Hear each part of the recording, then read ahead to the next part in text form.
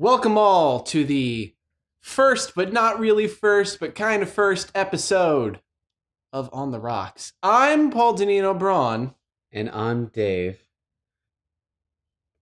It's Strano. No. I thought we decided on full names. We didn't say anything about it. I had like 8 fucking syllables I had to drop. Well, that was your choice. Oh, God. All right. So, to get everyone up to speed as to why this is kind of the first episode, but not really the first episode, once upon a time, we did a show called On the Rocks. It had a whole 1.5 episodes. No one ever got to see the second episode. Oh, it never came out? No, I mean, I still have it. I still could release it, but... No, I don't think you should. Okay. I don't remember that one being as good as our first run. Well, yeah, it's because we did The Shriven, which was a piece of shit movie that was basically an excuse to get titties on screen. It was weird. I would love to see it again, not for that last reason that you said, though. Yeah, I very much regret working on that movie. The fact that I had to buy my own copy, kind of bullshit. You bought your own copy. I had to buy a copy of a movie that I'm in. That's just fucked up. Well, we gotta watch a movie that we're both kind of associated with. Apex Rising, you remember that? With that guy that I didn't hook you up with him. That sounds sexual. Oh my God, Apex Rising. That was the zombie movie with the... Oh, Christ on ice skates. I saw that. That came out? In theaters. You're right. He actually made that. It's on Amazon. Oh, God. We can rent it for like $4. All right, so quick backstory for everyone listening. Dave, years and years ago... we were in college at the time. Yeah. He hooked me up with this guy who wanted to do a zombie movie and wanted to have me do special effects.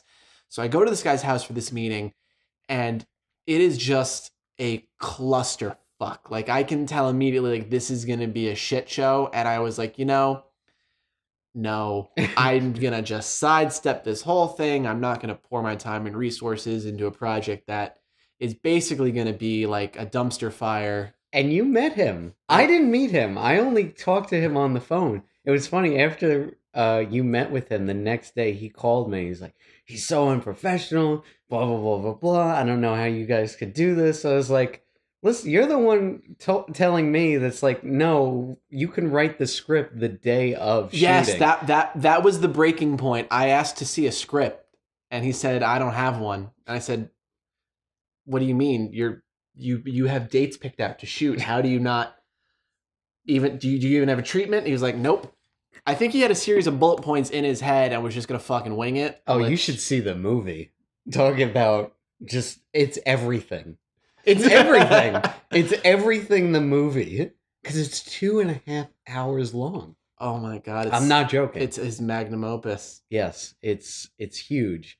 And it's funny because he talked to me about the same thing. He's like, oh yeah, I want you to write for me, blah, blah, blah. It's like, okay, give me like 2 weeks. I'll do like a little first draft or whatever. It's like, no, come on set. It's like, oh, you already have something. It's like, no, I didn't write anything yet. Oh my Lord. Oh, he's Terrence Malicking it. Oh, actually amazing. Okay. So back on track.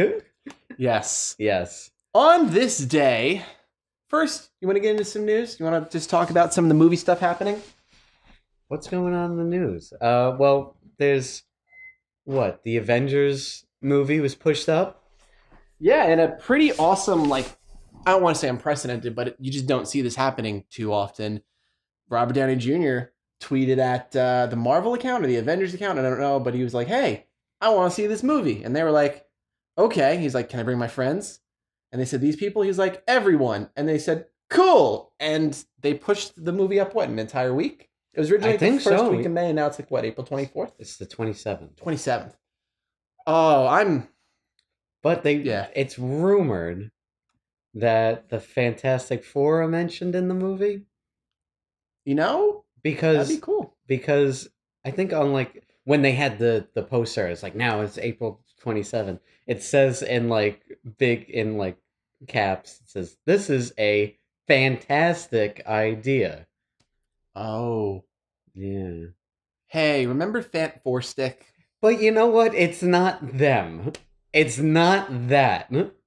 It would be a little bit confusing considering we have the Human Torch and the Human Torch Yeah, but And one. then, I mean, Yeah, he but would- both Human Torches. Well, one Human Torch. Well, for those of you who don't know what we're talking there's about, Chris Evans and Michael B. Jordan Yes. both played the Human Torch. But they might not share screen time with each other. Is what I'm saying. I'm pretty sure.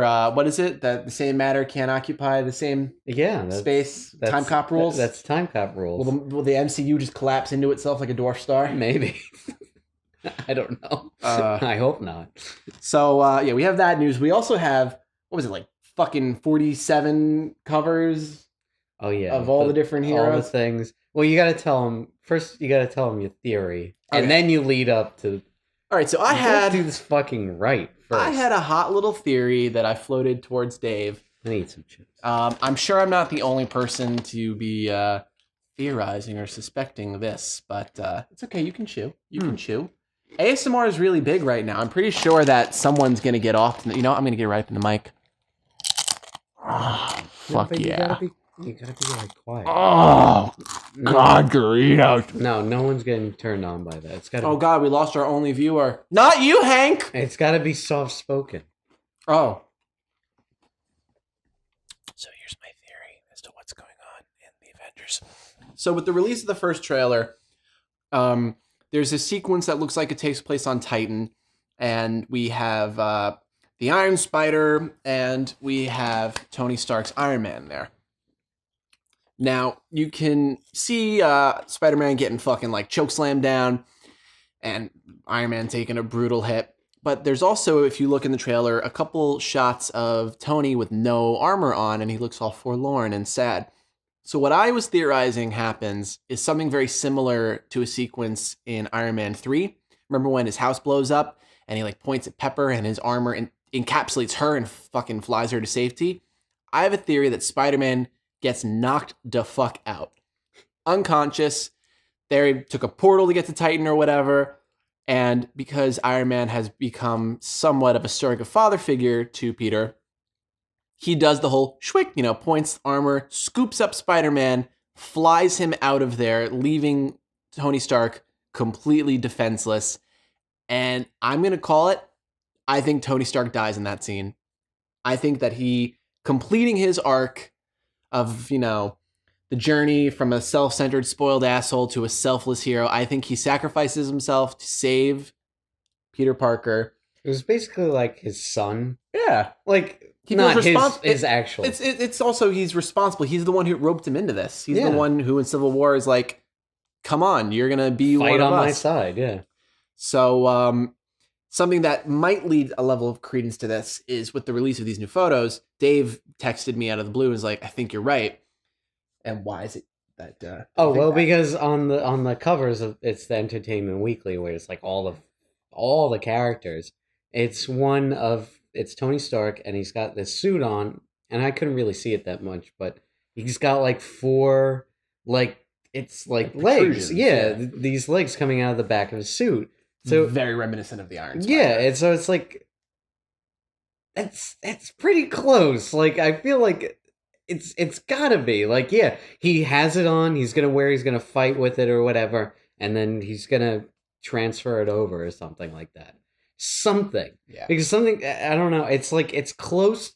I think it's going to be close to what you said. Yeah. Maybe not exactly what it is. Yeah, it's something along those lines. Yeah. I think listen, he might not die, but there's definitely got to be some kind of, I would say, element of sacrifice. Because there needs to be stakes in this movie. Like, we've been building towards the war. I think it's, at this point, if nobody dies and nothing like extraordinary happens, then it's kind of like, well, you lost me at this point. And I don't think that's what's gonna happen. Like, I think in like Civil War, I think Rhodey was supposed to die, but they gave it away in the trailers, and it's like, no, it's okay, he's all right. I'm also sure that somebody popped up and was like, hey, maybe we shouldn't kill like one of the only 2 black characters in this entire thing, because then it just leaves a bunch of white people and 1 purple person. Then there's 3. Who's the 3rd? Black Panther. And Falcon. Oh, yeah. Yeah. So, what the fuck, racist? Black Panther's lives matter. Well, clearly, look how much fucking money they made. No, yeah, that's a lot of money. I think we should cut this part out. I'm sorry, I forgot that Falcon and Black Panther were also in there. Yeah. Happy Polyagies, everyone. And you should see Black Panther. It's pretty good. I was supposed to. There was an accident and a mix-up at Alamo. I love you, Alamo. Thank you for making it right and fixing things for me. Classy moves, classy moves. We still didn't go. I still didn't receive my gift card. What the fuck? Now we're gonna get all our issues out right here. Dave is just on the air, blasting me on the air in front of everyone now. I'm calling out Paul right now. Son of a bee. Son of a bee. He didn't hug me that one time, and I don't like it. All right, someone's not getting a sloppy beach at the end of this. Damn it. So that's what we think about Avengers Infinity War. I'm excited. I can't wait. I'm excited. Think it's going to be great. You know, very cool. Very cool. And we can't steal that. I'm not going to steal we that. We can't steal that. I love you, Red Letter Media. They'll never know about this. Probably not, but, you know, whatever. Rich Evans is my spirit animal. Rich Evans is sexy. He's a sexy motherfucker. Anyway, what are we watching, Paul? Well, tonight we're doing a good old-fashioned 1-2 special. I'm showing Dave a little something, and he's showing me. It's a little bit of you show me yours, I'll show me mine kind of thing. But not in a platonic way. No, it's a much more aggressive, borderline lacking consent kind of way. Hashtag me too. So I am going to be showing David on this fine day the extended cut of the original Highlander. And I do have to say, I have seen this before, but I've completely forgotten about it, except for like one or two things. What? Please tell me, what are the two things that you remember? The jump cut from it's what's his name's point of view? Chris Lambert. No, the smash cut, I should say. The Chris Lambert to Sean Connery in full, like, puffy red garb, going like, my name is Ramirez, in his Scottish accent. And another one is when, I think it's when Chris Lambert and, what's his name, Clancy Brown are fighting, and they're going upstairs, and the set is wobbling back and forth. Like, that's the only thing I remember about it. Now, you have forgotten... Really, what I would argue is the most important part of the scene where we are introduced to Sean Connery's character. It's not only that he is a somewhat elderly Scottish man in a puffy red outfit saying that his name is Ramirez, a traditionally Hispanic name. He also exclaims that he is Egyptian. Oh. Which further just confuses the fuck out of everyone. It is a delightful hodgepodge of borderline insensitive, but kind of fascinating just stuff. Like, I see where they were going with that commentary, but we'll wait to discuss that after we watch it. So, Highlander, it's goofy. There can be only one. Also, Queen did the soundtrack. Which is pretty awesome. Fucking phenomenal. And it might be one of the gayest things I've ever seen. It's very homoerotic. Not quite as homoerotic as, like, Rocky IV, but it's definitely up there. No, you mean Rocky 3. No, I mean Rocky 4. No, but like Rocky 3 has the scene where him and Apollo are running through the water. Oh, they show that in a flashback in Rocky 4. Oh, well, it's originally in Rocky 3. Let's get this fucking right. We're now professionals. That's fair. All right. That's fair. And I'm showing Paul Rage of Honor, which recently I've stumbled upon. I was begging one of my friends to get it for me for my birthday, and it's incredible. It's a forgotten 80s action gem that has an actual ninja in it. Like a person who is a practitioner of ninjutsu? Yeah. Oh, cool. Yeah. And he's very Japanese, almost to the point of like, oh wow, I get it. I'm confused. Well, are you saying the actor is very Japanese? He's very Japanese, but he's giving it his all. Like, he's like, there's something lost in translation, and he can only probably say like, you know, not that many like English words. Oh, so he's kind of like, so the actor who played. So think Arnold, but he never had a desire to go further with his Interesting. So English. I was gonna draw a comparison to the actor who played oh god, what was the bad But guy? he's an actual good actor. No, the bad guy from the Road Warrior. What was his name again? Lord Humongous.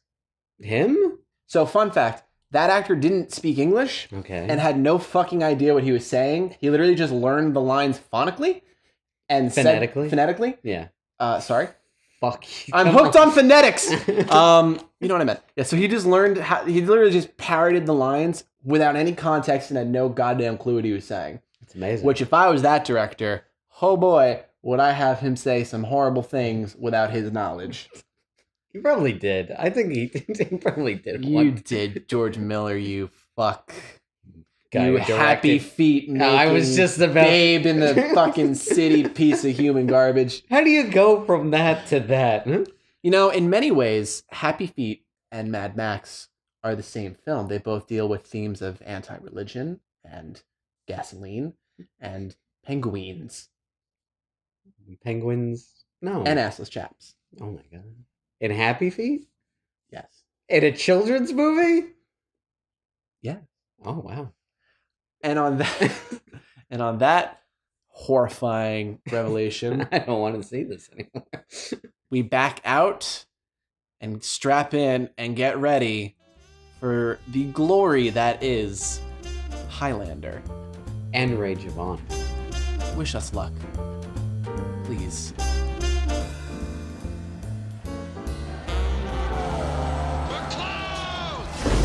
Because you were born different, men will fear you, try to drive you away. I am Connor MacLeod. I am immortal. Here we are, born to be kings. We're the princes of the universe. Always be weaker than Here we are, we're the princes of the universe. Here we belong, fighting for survival.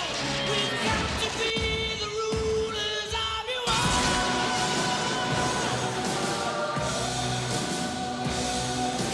Take me to the future of you all.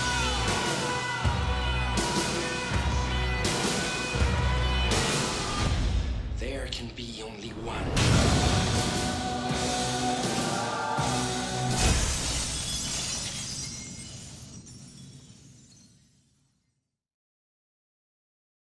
We are back. We're so back. We just finished watching. Sorry, 1 second. There we go. Alright, cool. Bring me a little close. All right, so we are back. We just finished watching Highlander. Unfortunately, we're not going to get to the second movie in this episode. We're going to save that for episode 2. That could be episode 1, technically. You know, This is a trial. You're listening to a trial period. can we just, please, Dave? I'm just really tired right now. Yeah, I get it. Look at me, I'm employed. Life is hard. It's McLeod. It's pronounced McLeod. That's total bullshit. Anyway, we're back. We're back. We just finished Highlander. Dave, second viewing. What are your thoughts on the original Highlander, spawning several sequels, TV series, and a canceled video game? Was there a remake? You said original. I meant because there were several sequels, there was also a TV series of the same name. No. Oh yeah, that's right. There was a TV series. But I like this movie. But there's a big but. I don't like this movie based just because of the lead. Christopher Lambert is awful. He's really bad. And he reminds me of Tommy Wiseau, Like a lot. Like if James Franco was just to direct the Disaster Artist, they could have easily casted Christopher Lambert. Yes. He I will. puts- he I will puts- say yes. He puts in no effort. Well, He okay, tries to- no, He puts no, in. He he- puts in a lot of effort. He just doesn't do a good job. he's just so bad. like okay, so like he makes some very specific choices Yes, regarding the accent that I think a better actor could have pulled off. yeah. In I theory, appreciate the effort, and I'm more willing to forgive somebody who puts in effort and fails than someone who doesn't try. yeah. Now the problem with his performance is he's very restrained and he's not having a lot of fun with it. Say for a few very very short scenes, so it comes off like he Yeah, doesn't give a briefly. fuck. No, yeah, he It comes doesn't. off like he doesn't give a fuck. It looks like he was just thrust into it. Was this like, I think this might have been his first role or whatever? God, there's just been so many. Raiden, Highlander. No, but Mortal Kombat came out after. Yes, way after this. Yeah, so shut the fuck up. Why are you making fun of me? I'm not making fun of you. I'm making fun of how limited his acting career is. Oh yeah, this is pretty bad. Well, he was in Ghost Rider Spirit of Vengeance. How do you even remember him in that? I remember a lot of things. That unfortunately is one of them. That But movie was awesome. Shut the fuck up. it was alright. Saved by the right hand of God. Just cuts to him in a tree branch. Anyway, he's Heimdall now. As Idris Elba. I know. Alright, so anyway, back to fucking Highlander. Yeah, no, I think... Okay, so I think the only bad part about the movie is him. He's just so... not into it. Like, he's just so out of place. Like, out of everyone there, like, even, like, Clancy Brown and Sean Connery, like, they totally don't belong in the movie. But their charisma and their acting ability, like, it fits. They all fit well, even though even though they shouldn't. They fit in, and he is. I can't put into words how bad he is. Yeah, like, it really makes me appreciate Sean Connery, an elderly Scottish man, is tasked with playing a character named Ramirez, who is Egyptian but maintains a Scottish accent, fights with a samurai sword, and has to wear just the most ostentatious getup I've ever seen. And he fucking nails it. He is charismatic, he's having fun, he's stoic when he needs to be. Like, he's got probably the hardest job of anyone. Yeah, And really. he nails it. Yeah, he's got to sell that shit, and he does. But I would argue that the scenes with him and McLeod are easily the best scenes of the movie. Yes, but again, Christopher Lambert Yeah. brings it down. Like, okay, it's up high. You got them together, and they're doing their training montages. Everything looks awesome, and he's very charismatic, and he's giving it his all. Sean Connery and Christopher Lambert, he's just out there trying to do something. God only knows what. Like, he's trying to be like that action hero, you know, like Arnold Schwarzenegger, Sylvester Stallone, kind of like cool. But it just never comes off, especially at the very end that we both noticed that it was supposed to be that laugh out loud moment. And it just fell flat, and both of us looked at each other like, yeah, no. No, you didn't earn that. What took you? Yeah, what took you so long? Like, no.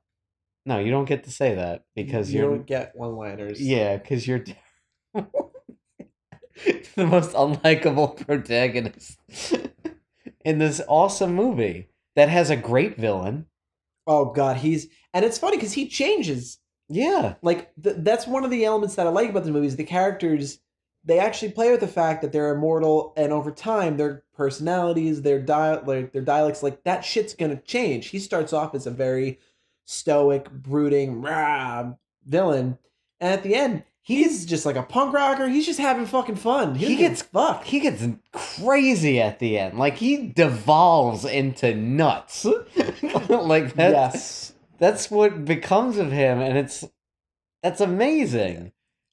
And this movie puts an insane amount of like effort and detail into the smallest things. Yeah. Like the fact that like his helmet, the Kurgan's helmet in the beginning, at the end is is a tattoo on the side of his head, and a strand of hair is like the mane that was on the helmet, or just those little touches. It's like the fact that they shot all this shit on location. Yeah. Like a lot of those scenes, like if you told me, oh, this is a screen grab from Braveheart, totally would have believed it. All the camera setups, the fight sequences, not the choreo. Choreography is lacking. Yes, the choreography kind of is like, but the way they actually shot them, and having them actually do it. Yeah, they give the action room to breathe. They hold on it. They don't cut every time an impact happens. Yeah. Like better fighters really could have sold those scenes. Yeah. Keeping the same movements and stuff like that. Yeah, that would have been amazing. Like even at the end where it's just a big wide shot and it's their silhouette and it's the windows behind them and it's like a purple blue. It's beautiful. It's amazing.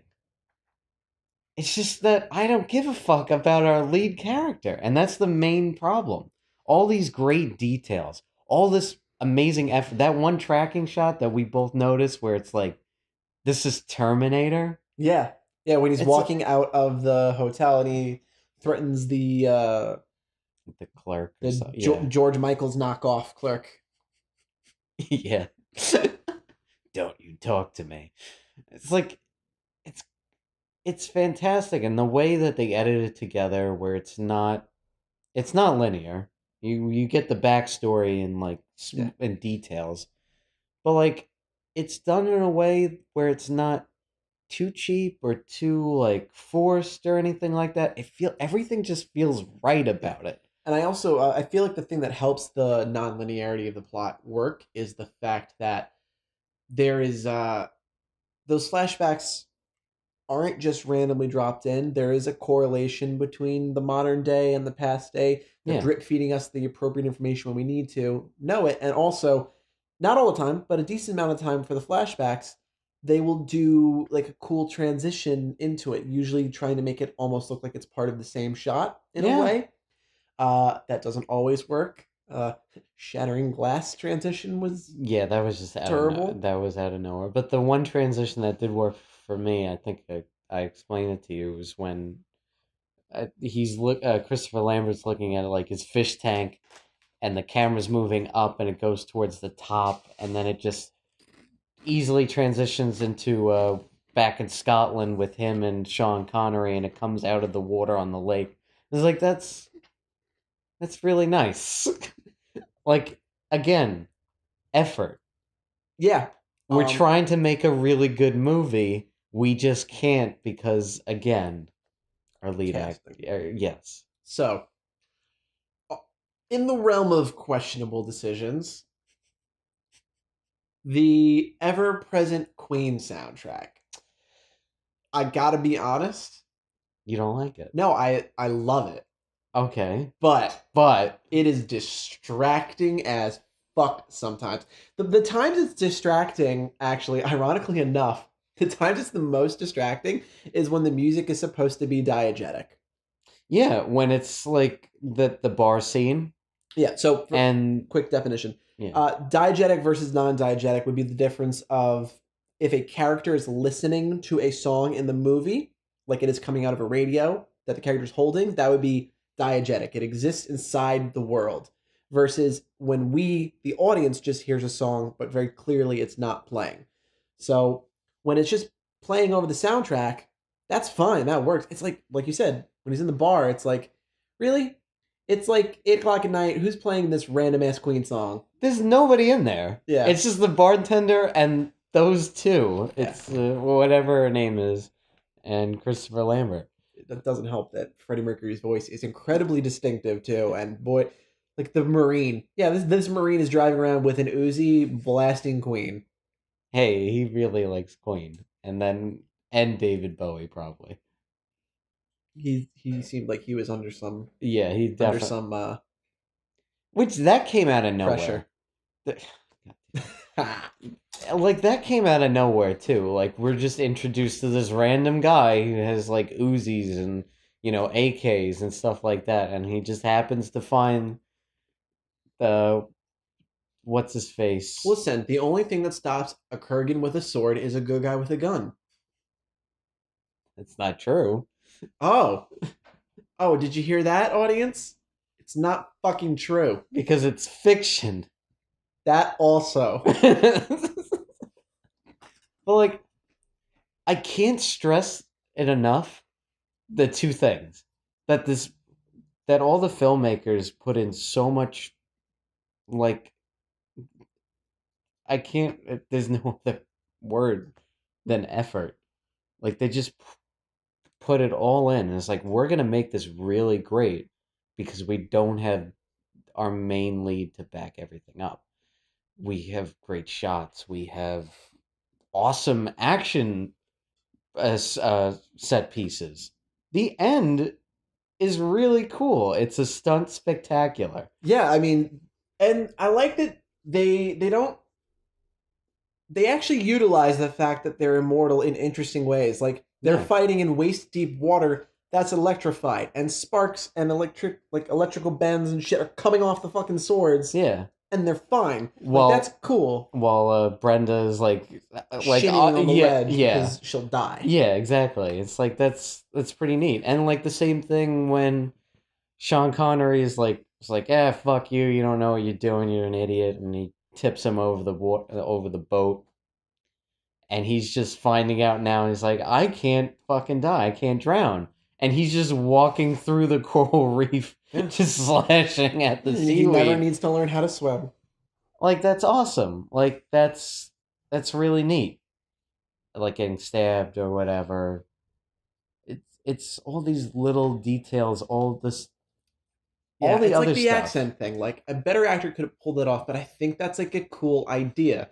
Then the flashbacks, he has the Scottish accent, and in the present day stuff, he has this weird amalgamation of several different accents that make it impossible to pinpoint where he's from. That's like a cool idea. But he doesn't pull it off well. But like Sean Connery doesn't. Well, Sean Connery can't really. That's it for him. Listen, he had enough going on. Yeah, he had enough. He had enough on his plate to deal with. But then you could say the same thing about Clancy Brown's character, who is pretty much the same. Yeah, but the difference between those two characters is like Sean Connery had enough things to jump. We only saw him in one time period. Okay. And when you think about it, he was in Scotland. We don't know how long he's been there. He adopted the Scottish accent. So that makes some semblance of sense. Okay. Also, like, his garb is very specifically one ethnic background. His name is one ethnic background. Yet he says he's Egyptian. So while he's not using just his voice to carry that over, like, who he is as a character kind of encapsulates all that. Whereas, like, when you get McLeod in modern day New York, he just is dressed like a normal person. Like, you lose a lot of that cultural stuff. Like, we know he's from Scotland, now he's living in New York, but I mean, people just dress normal now. Like, there's not a way to easily distinguish, oh, he's wearing a kilt, because he would look ridiculous in the 80s with a kilt. And Clancy Brown doesn't care. Yeah, Clancy Brown doesn't give a fuck. He's just like, whatever. Leather punk rock shit. I don't give a fuck. He's like doing his own thing, yeah. And probably the other thing that I don't like is just like the weird, like, opening. Like, we're just thrust into everything. Like, literally, we're just being kicked into this fight. Like, this very weird setup fight. Like, all of a sudden, he's just walking in a garage, and then it's like, this guy just turns the corner really sharply. He's like, McLeod! Not you. That's what he says. Yeah, not you. you know, a cold opening can work. But they didn't establish the rules. Everything like I'm not a listen. They don't have to necessarily establish the rules before the opening fight because they do a decent job, I think, conveying like what do we learn? We learned that it seems as though a decapitation is necessary to kill these guys. We see them fighting with swords very specifically. We see two very different, very old styles of sword, and we also see that when one of them dies, some kind of energy comes out of them, and it's like a whole big to do. did any of them get cut? I believe so. I don't remember. I don't know, but Cut to the footage where they're getting cut up. Because if they do, then yeah. But like, see, my problem is with that. It's like you're kind of. I'm in like this whole thing where it's like, okay, what's going on? I'm just being thrown into this world. I'm not paying attention to those small details until that second go around. that's true. You know That's what I true. mean? I'm 'Cause- very far removed from my first viewing, so So it's like, I need to know what the fuck, who these people are, what they're doing, what's being accomplished here. Because it's like, afterwards, okay, it's a cool concept. Like I was saying before, it's like, this guy, he's older gentleman fighting Christopher Lambert, who looks pretty young. You know, probably just like 30s. 30s, yeah. So it's like, okay, they could be anybody. These Highlanders or, you know, whatever. Yeah, immortals. Yeah, these immortals or whatever. It's like they could be anybody, and I'm sorry. He's called Frankenstein's monster, not Frankenstein. From now on, we're gonna call them Highlanders. Fucking deal with it. and that's something else. It's like they don't really establish who they like, what they. I don't need an explanation. It's like they came from this place, or this is how they started, or blah Oh, well, blah they blah. came from the planet Zeist. Well, yeah, we find that out in the great sequel. But no, I mean like the rules of like how I guess their powers work, or Yeah. really like 'cause Why? Just why? just no, I could deal without the why. Okay. I just like it was like, if you're gonna do this, then this is gonna happen, or like this could happen, or you could do this with your powers or stuff like that. Yeah. Like the scene where they're on the beach, Quickening. the quicken, and like what the fuck is like, you know how Yoda describes the Force? That's how Sean Connery should describe the quickening. Yeah. Though it's kind of like, do you feel the stag and the blood, and then they just start running? It's like, I don't really. Is like is he tapped into like the world around him? I understand that he's able to feel when there's another Highlander present. That's made Yeah. clear. And like sucking up their power, but like, what is their like when they suck up their energy? Like, what do they get? That's also not really established. I gotta be honest. Yeah, it's not. Yeah, The only thing they ever really established is that there is a grand prize for the last survivor. which is Knowledge. No. If you go back when he's in between somersaults on the wire, he screams, "I know everything!" oh yeah, that's true. But I didn't even catch that. I guess I was falling You were asleep. distracted by the random electric ghosts and the I kind of the like wires. It's kind of like at the end of Indiana Jones and the Crystal Skull. She knows everything, but then she gets killed. They made a fourth Indiana Jones. Oh yeah, you didn't know about that? No, was it any good? I don't think so. That's unfortunate. But yeah, it's like it's way too vague. I'm fine with things being like, there is no real explanation.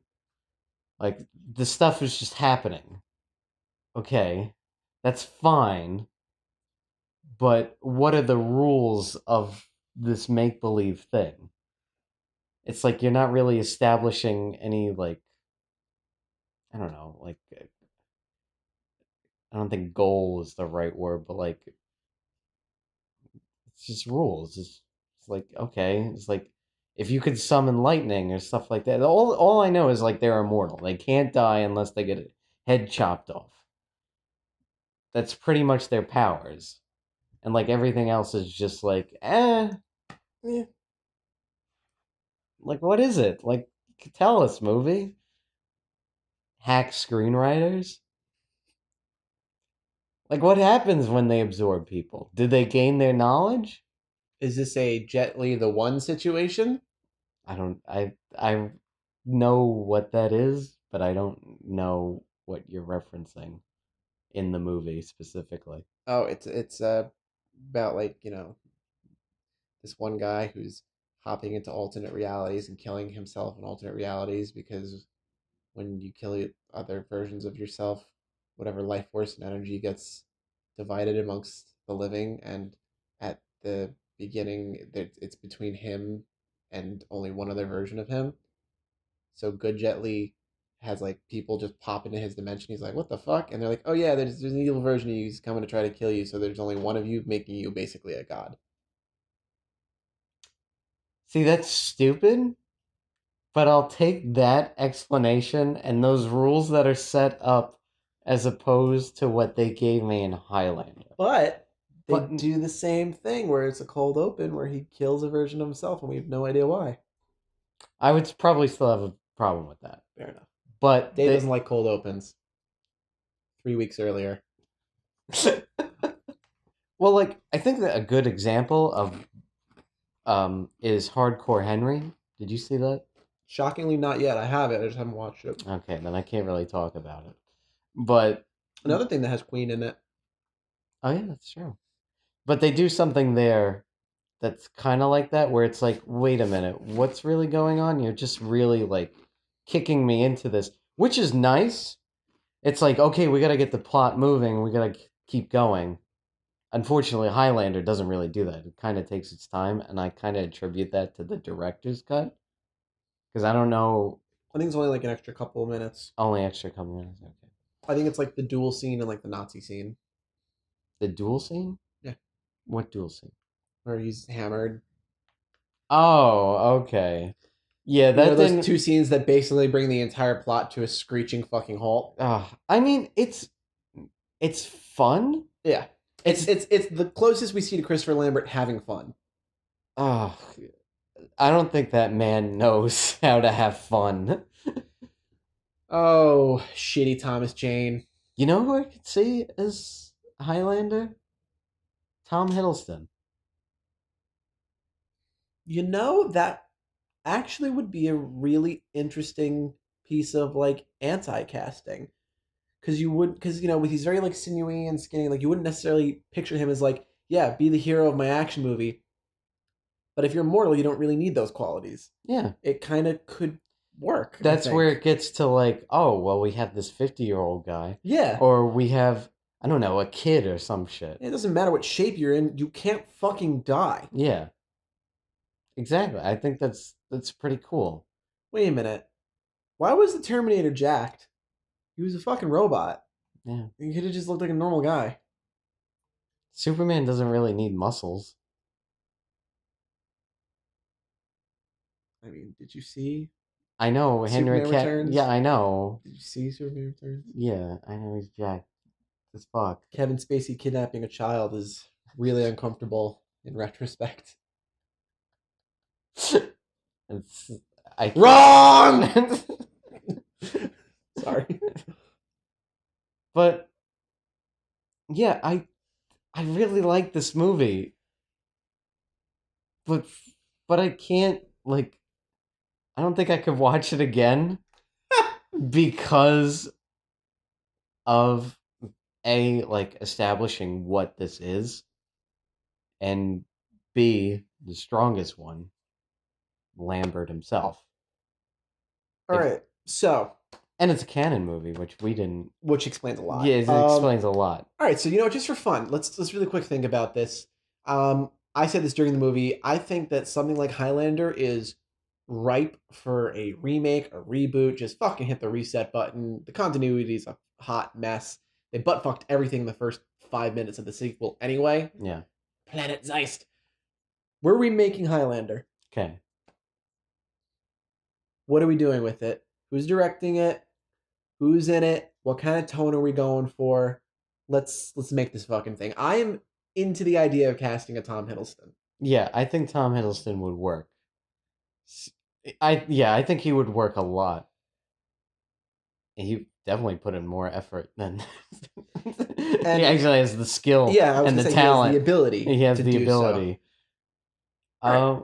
So let's say like we keep like the general framework of this movie, just the basic concepts of it takes place during modern day. They're all getting drawn towards this thing. We intercut a series of flashbacky type stuff. Yeah.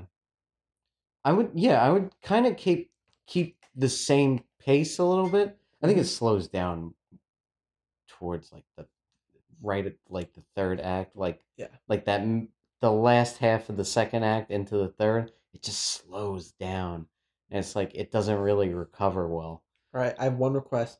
Can we keep the guy from Game of Thrones? Oh, we have He to. literally is the same character. It's the same guy. Same exact guy. That'd be really cool, actually. Okay, so we got our lead. Who is going to be our bad guy? Who do we think can pull off? Because Clancy Brown is on fucking fire in this movie. He is great. Mr. Krabs He's doesn't give good. a fuck. Yeah, he's amazing. I don't know. Could be an unknown guy. I don't know. Could be anyone, really. Oh, shit. I'm going to throw this out there. Uh-oh. David Harbour. Stranger Things.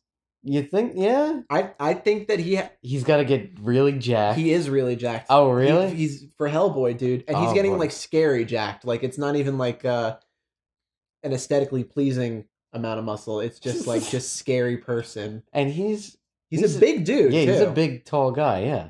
I think he could do the Kurgan. Yeah? I 100% think that he would be good. And then who plays The Sean Connery? You know what? Timothy Dalton? No. What if we went left field with it? Cast a woman, That'd be cool. like an older woman too, like like somebody who's like badass. Rachel McAdams. I was gonna say, what's Cynthia Rothrock up to? No, No, I don't think so, No, no. definitely not. But who would be good? Who would be good? Somebody who could you could see realistically kicking some ass. I don't know.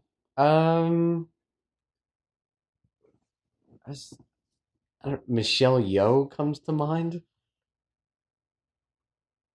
Could work. Yeah, I could see that. that could work. It Yeah. would make the katana make a little more sense. Yeah. Well, no, I that still works fine with I don't know. What His did you name's say? Ramirez. Can her name be like? Could her name be Bryce? Ramirez? Shit, we can still call her Ramirez. Yeah, why not? Show up with a big ass feathery hat. Yeah, I think it's so ready for a remake. Yeah, wait. What if we do this? Oh no. The character, his name now is like Angus or something. His name is like Scottish, Okay. but he says that he is Chinese. His name is Scottish. He says that he's Chinese, and he is played by Antonio Banderas. Oh my god. We literally just switch them all. Switch everything. I think Antonio Banderas actually would be a pretty solid choice as the mentor if we wanted to go a more traditional route with it. I think he's at that age and point where he could do that. I think you're right. Right? Antonio, I could see that. Antonio Banderas. He's got the charisma. He would have fun with it. Yeah. I'm thinking now I think it's the Mark of Zorro, the Mask of Zorro, whatever. I was thinking of Zorro. Yeah, it's that would work very well. Okay, so I think we got our three main people. We can honestly keep some of the same stuff. I would say reuse most of the Queen soundtrack because they would have to keep some of the Queen stuff in there. They got to only for references. They got to keep the New York one in there. Here we are, born to be kings. I feel like Clancy Brown just improvised that. He definitely did. And then they were like, let's work with that. Fuck it, let's do it. Okay. And it was like the most awesome sequence, one of the most awesome sequences in the movie. Who do we think could pull this off, like as a director? It would need to be somebody who would be adept with shooting on some level historical stuff. Yeah. You know, like it would have to be somebody, versatile, Oh, so you're but who thinking can balance the tone too. who's a genius, like Zack Snyder? I never said he was a genius. I think you did one time. No, I don't think Zack Snyder would be a good fit for this because I personally think He's that a key to making this movie work is that I would want a lot of it to be done practically yeah. in terms of location. I think like shoot it on location, like that's what honestly like this movie looks phenomenal because they shot so much of it for real. They're on that mountain cliff that it just like it's like sideways. They're all slanted. Can we appreciate that it definitely took them several hours to climb up there? Yeah. And then fucking McLeod flings Ramirez's sword off and it's like, well, now we can't trade. They have the first scene in the movie. It's this big wrestling match setup, which is ultimately pointless. But it looks amazing. They have this huge crowd. The camera's like flying through the crowds and everything, going up to like swinging by the stage, the ring or whatever, and then it goes up to see Christopher Lambert sulking in the in the rafters. And that guy who just fucking loved wrestling. He's just wrestling. just hovering over him. It's like this is great. There's popcorn coming out of his mouth. Which is weird because they weren't serving popcorn. No, he's just stuck in between his teeth. We're fucking great. That's amazing. I wish he was a Highlander. Right. But no, it's just like it's real. It's tangible. It's right there. You can see it, and it feels amazing when that camera swoops down. And that happens. That happens a bunch, actually. There's a couple other shots that are like that too, that are on location when they're this movie back gives in you time. a great sense of place. Yeah, like it's just great. Like you just don't see that, and like it's kind of charming. There's the occasional matte painting. Yeah, there's that goofy element, like when Ramirez and Kurgan they're fighting, and it's a total bullshit set. It's just like styrofoam bricks. Yeah, there's a guy. You'll have to go back and see it, but there's a point where the wall is falling apart, and there's this one moment where you can see one of the PAs probably trying to get away from the shot because it's clear it was like this guy was just there pushing the brakes. It's like I gotta get away fast, but it still works. I think I might know who can direct this. Who? Keep an open mind. Okay. Martin Campbell.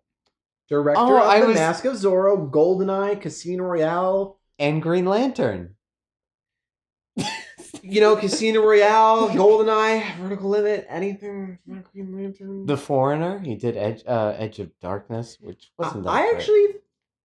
I think he could do it because, like, we know he can do the period piece stuff with Zorro. Yes. We know he can do some, like, really great location-based stuff with GoldenEye and Casino Royale. Yeah. We know he can do good character drama. It would just be a question of him being able to balance the lighter tone. I thought you... Because you included all the movies. I thought you were like a good character drama. Green Lantern. Also, Green Lantern, we know that he could, CGI a suit. Yes. Yeah. He could CGI the kilt on. You know what? Like, listing all those movies and then listing that one? That makes sense. I think. Yeah. Oh, no, I was talking about, like, how, like, Green Lantern just feels like not his movie. It just feels like it's, like, someone, like, he attached his name on it because he had to. Because all those other movies, they're shot on location. They have, like, those great sets. Yeah. A sense of place, like when you're establishing, even though it's not really Montenegro, you might as well feel like you're there. Or it's like that. You had that feeling. It was like that's what this place is. That's what it needs, the remake. It needs that to work. Yeah. Like how they did it with the original. Yeah, I mean, and we'll see with the new Deadpool coming out, like what fight scenes with somebody who basically can't be killed Oh. could be like, because I think that would be something that I'd love to see explored more, because there aren't too many fight scenes, and the fight scenes, they don't really get injured or cut up that much, but it would be cool to see, like, Not at all, you know, really. like he gets run through with a sword, he's like, fuck off, I'm immortal, and he like just pushes the guy off. Like, there are interesting things that we can explore with this, given today's special effects, and you know, if things have progressed like that. Because, yeah, like you said, there's not, I'm trying to think back, there's not any moments where, like, you could have, like, him stabbed up against a wall or something like that, or, like, pinning him down. It's like, okay, now I'm just chop your head off or something like that. Yeah, It's like, nothing. can you imagine, like, he fucking shoots, like, one of the other Immortals or Highlanders, whatever, like, with a harpoon and pierces them against the wall. Yeah. And now the guy's trapped there. Yeah. Like, that's not going to come, but now he's trapped. Yeah. Boom, decap, no Yeah. problem. Like, But I like that they just use swords. I think I have a problem, like, with action movies where it's just shooting guns. It doesn't really, like, well, yeah, I think the biggest problem, with the exception of something like John Wick, where it's up close and personal, or more Die often than Hard not, or something like yeah. that, yeah. When you're shooting a gun, there's a disconnect. You pull the trigger, it's in one frame, and then you cut, and you see the result. Yeah. That would be something that they would, you know, Yeah. they wouldn't have to deal with it, because swords is personal. It has to be. You have to be you're there. up close, you're personal. The same with, like, just regular, like, kung fu, like a Jackie Chan or like The Raid or something like that, where it's brutal, it's in your face, sometimes it's in the same shot where you feel all that stuff. Yeah, and this would definitely have to be a hard R. Yeah. I want to see those awesome, like, prosthetic heads flying on, because, like, in the beginning, it's just goofy as fuck, but it lends itself to, like, what the movie is. Mm-hmm. Like, it portrays itself seriously, Yeah. but deep down, it's goofy as shit. Yeah. And I would love to see, much like that unproduced Wolverine movie that never happened, I would love to see, like, what does an immortal do for 500 years? Like, how does that affect him? I'm sure he's going to end up fighting in lots of wars and, like, seeing atrocities, and, like, that area is ripe for exploration. I feel like they'll never do this, but in any kind of movie that explores that, like, just random adventures, just, like, it's not really, like, it's a anthology, but it's all in the same movie. So it's just, like, one segment's just this one part with him, and then another segment's with another. Can you imagine if they did, like, a Netflix TV series where it was basically, like, an 8-hour movie, but there was only the smallest amount of connective tissue, and, like, every episode took place in, like, a different fucking century? I feel like you're gonna tell me that it's Black Mirror. No. Oh, okay. No, I just mean, like, you know, this week, Connor McLeod's in World War II. Next week, he is jet skiing in Cabo and doing cocaine in the 80s. Can you, like, you could literally do, like, there's a Scarface episode, like a Miami Vice episode. Oh, now he's in fucking Nam. Yeah, something like that. Now he's fist fucking Cleopatra. Whoa. Yeah, listen, freaky shit. It can get weird. It's all consensual. Cleopatra was a classy lady. Well, I was thinking, like, yeah, it's like something like that, but, like, in just one movie. Again, not gonna happen. Yeah, Yeah. Structurally it would be difficult. It would either. It would if have you to want to be go that route, it has to be like a TV show. It has to be. Yeah. I think now more than ever, we see a ton of anthologies and stuff like that. It would work well. It would just have to be on location and have that. Yeah. So if we wanted to Film do an quality. anthology, though, would you keep the character the same? Because I feel like that would be the key. Like, it would have to be Connor McLeod or whatever the character is. Every episode, just a different point in his life, and because his life is endless, he can be. It's almost like a kind of Doctor Who cop out, where it's like, yeah, he can be kind of different because it's been 70 years since you saw him. Shit has happened. Well, no, like, Just personality-wise, you'd be the same actor. Oh yeah, he would be the same person. It's not like changing him or anything. Yeah. You can have like some like connectivity, or you can even have like you can do like say 13 episodes, and maybe like for the first 3 really establish the backstory before you get into like his adventures. Or you can spread it out. Like maybe every episode, yeah, it's a different place in his time period, but we get like a small glimpse of his past. So kind of like if we're talking about structure, the way that X-Files is really 2 shows in one. It is the overarching conspiracy of the aliens, but they also have plenty of episodes that are just one-off adventures with Scully and Mulder, Monster of the Week type things. Yeah. Yeah. Could be like that.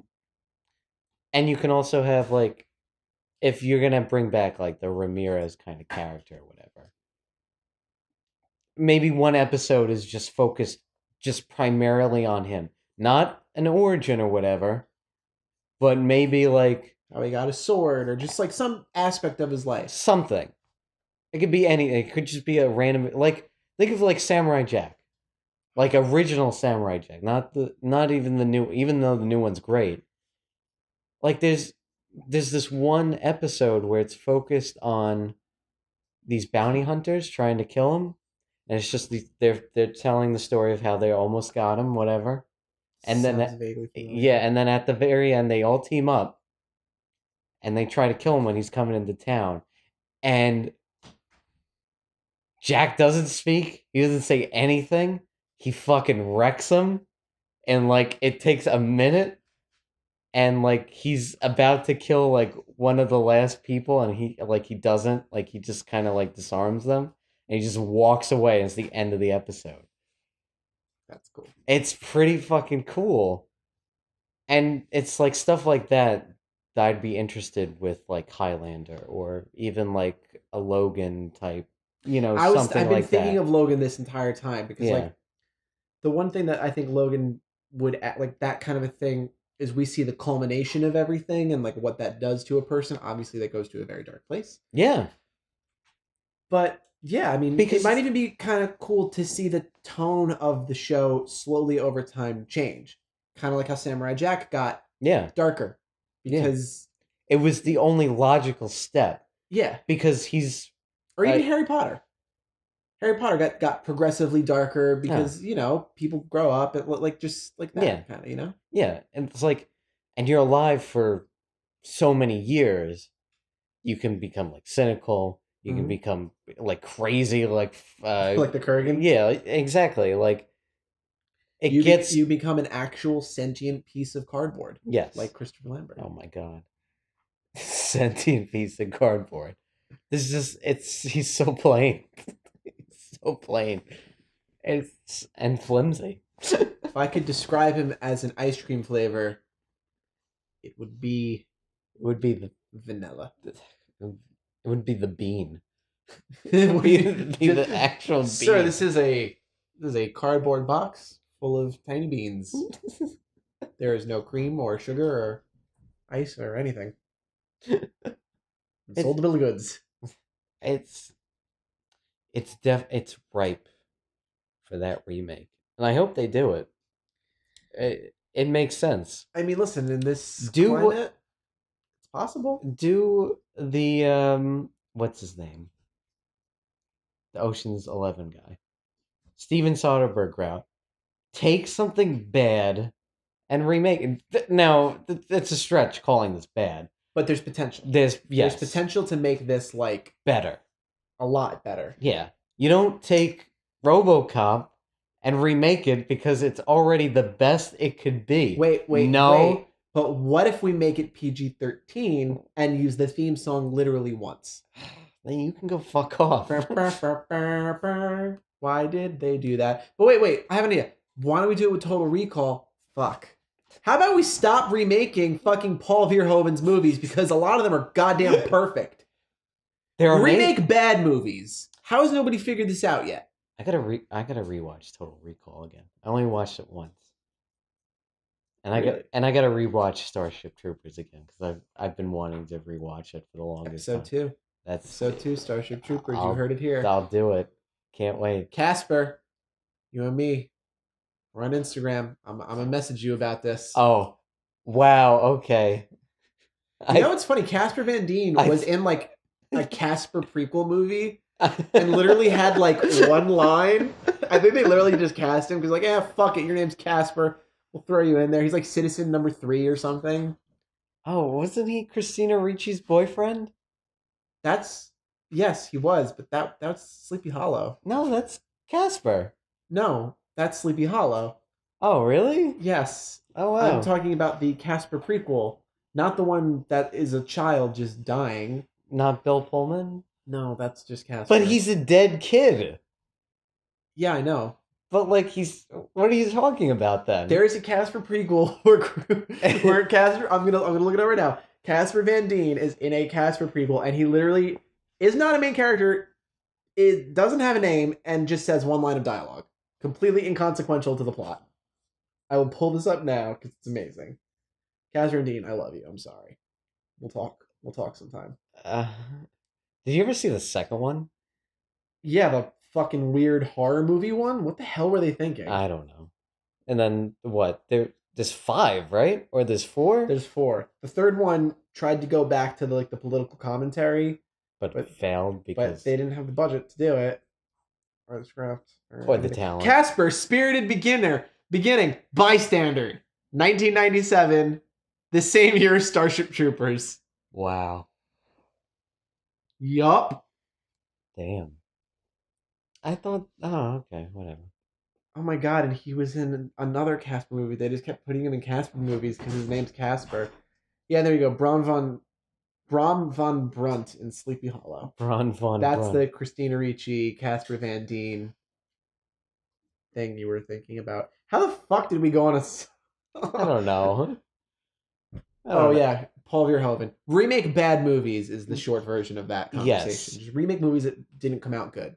There's a lot of movies out there, and we didn't get to it, but like the other movie that we were supposed to watch tonight, it has these great elements of being like super fun and like creative and just all around like cool, like, oh, that's badass and stuff like that. But most of the movie is kind of like this down, like a lot of down moments and stuff like that. It's like, take what works and just apply it to a better movie. Like, it might not even be like a remake of whatever. So you're saying like if you make like a movie, let's say, Just yeah. and let's say like Deadpool was in a movie, Okay. but you fucked it up. Yeah. You fucked it up bad. You cast a good actor, but like you shit the bed. It basically wasn't even Deadpool. It was terrible. Oh, you're saying it's like we're making Like- Deadpool, but we made it bad. We accidentally put Deadpool in something and we fucked it up. Okay. You're saying that instead of like trying to remake Citizen Kane, you should look at that thing and be like, hey, like let's take the elements that worked, namely the casting, and let's like just try it again and not fuck it up this time. Yeah. Something like that. Like Yeah. taking Highlander. Look at these shots. Look at how they put them in The actual concepts, yeah. location. All this like the scene, like the blocking of the scenes for the actions, not like the choreography. You make that better, but you keep the same aesthetic and that same locations that they shot in. Just make that the fights better. You listening, Gus Van Sant, you psycho remaking motherfucker? That was pointless. Why? Why did you remake a good movie? It's pointless. Remake something that sucks, but has a good concept. Yeah, just I heard Edgar Wright say like the same thing. It's like he's doing an interview. It's like sitting down watching bad movies. There's all these great little elements that are in there. You just have to be able to pluck it out and kind of apply it to something else. Like I think that's brilliant. All right, Dream movie. Dream movie. Michael Fassbender starring. Okay. Christopher Nolan directing. Roger Deakins shooting. Remake Manos: The Hands of Fate. Somebody make this happen. I don't think anybody can make that better. I am demanding it. Manos: The Hands of Fate, starting with Christopher Nolan. Weirder things have happened. Yes. So next time, Next time, Gadget. Next time. What next time? What do you Next time. Yeah, I'm next time. closing out the fucking Oh, I episode. don't fucking know what you do, you drunk piece of shit. We've been drinking this whole time. All right, so That's where you. on our next adventure, Dave and Paul watch another movie of questionable quality and then proceed to gab about it for an indeterminate amount of time. Starship Troopers is a good movie. Oh, we're gonna watch that? That's a good movie. Okay, awesome. We're gonna watch a good movie, guys. Hooray. Woo! All right, everybody. I'm Paul Danino Braun. Oh, I thought that closed it out. No, we're gonna say this has been on the rocks, and God damn it. You didn't run it by me. Dave, just say your name. It's Dave. This has been on the rocks. Just two filmmakers drinking and watching movies and talking about it. And being extremely exhausted and tired. Yeah. Actually, that can be a good theme. Just exhaustion. Yeah, just keep that recurring. Have a good one, guys.